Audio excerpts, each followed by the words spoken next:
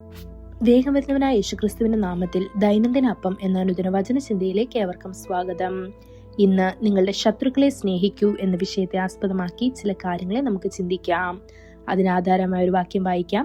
മത്തായി സുവിശേഷം 5-ാം അധ്യായം 44-ാം വാക്യം. നിങ്ങളുടെ ശത്രുക്കളെ സ്നേഹിക്കൂ.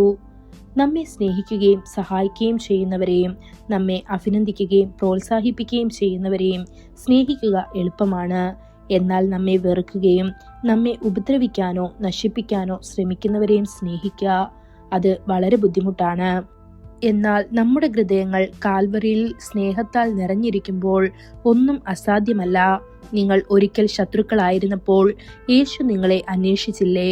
നിങ്ങൾ പാപികളും നിയമലംഘകരും ഇസ്രായേൽ ഉടമ്പടിക്ക് അന്യരുമായിരുന്നപ്പോൾ അവൻ വലിയ സ്നേഹം കാണിച്ചില്ലേ? നിങ്ങളുടെ പാപങ്ങൾ ക്ഷമിച്ചില്ലേ? നിങ്ങളെ സ്വന്തം മക്കളായി സ്വീകരിച്ചില്ലേ? അതെ, സ്നേഹത്താൽ നിങ്ങൾക്കും നിങ്ങളുടെ ശത്രുക്കളെ സ്നേഹിക്കാൻ കഴിയും. ശത്രുക്കളെ സ്നേഹിക്കുന്നതിൽ ക്രിസ്തു തന്നെയാണ് നമ്മുടെ പരമോന്നത മാതൃക. ശത്രുക്കൾ അവനെ ക്രൂശിക്കുകയും അസഹനീയമായ കഷ്ടപ്പാടുകൾ വരുത്തുകയും ചെയ്തപ്പോഴും അവർ അവനെ സ്നേഹിക്കുകയും പ്രാർത്ഥിക്കുകയും ചെയ്യും. പിതാവേ, അവരോട് ക്ഷമിക്കണമേ, കാരണം അവർ ചെയ്യുന്നതെന്തെന്ന് അവർക്കറിയില്ല. ഇത് ലൂക്കോസ് 23-ാം അധ്യായം 34-ാം വാക്യത്തിൽ കാണപ്പെടുന്നു. അതാണ് ശത്രുക്കളോടും ചെയ്ത യഥാർത്ഥ സ്നേഹം. കർത്താവായ യേശു വ്യക്തമായി പഠിപ്പിച്ചു, നിങ്ങളുടെ ശത്രുക്കളെ സ്നേഹിക്കുവേൻ, നിങ്ങളെ ശപിക്കുന്നവരെ അനുഗ്രഹിപ്പീൻ, നിങ്ങളെ വെറുക്കുന്നവർക്ക് നന്മ ചെയ്യുവീൻ, നിങ്ങളെ ദ്രോഹിക്കുകയും പീഡിപ്പിക്കുകയും ചെയ്യുന്നവർക്കായി പ്രാർത്ഥിക്കുവീൻ. ഇത് മത്തായി സുവിശേഷം 5-ാം അധ്യായം 44-ാം വാക്യത്തിൽ കാണപ്പെടുന്നു. പഴയ നിയമത്തിൽ പോലും കർത്താവ് ഇസ്രായേൽ മക്കളോട് അവരുടെ ശത്രുക്കളെ കുറിച്ച് ഇങ്ങനെ കൽപ്പിച്ചു. നിങ്ങളുടെ ശത്രുവിന്റെ കാളയെയോ കഴുതയെയോ വഴിതെറ്റി പോകുന്നത് നിങ്ങൾ കണ്ടാൽ നിങ്ങൾ അതിനെ അവന്റെ അടുക്കൽ തിരികെ കൊണ്ടുവരണം. നിങ്ങളെ വെറുക്കുന്നവന്റെ കഴുത അതിന്റെ ചുമടിനടിയിൽ കിടക്കുന്നത് നിങ്ങൾ കാണുകയും നിങ്ങൾ അതിനെ സഹായിക്കാതിരിക്കുകയും ചെയ്താൽ നിങ്ങൾ തീർച്ചയായും അവനെ സഹായിക്കണം. ഇത് പുറപ്പാട് പുസ്തകം 23-ാം അധ്യായം 4-5 വാക്യങ്ങളിൽ കാണപ്പെടുന്നു.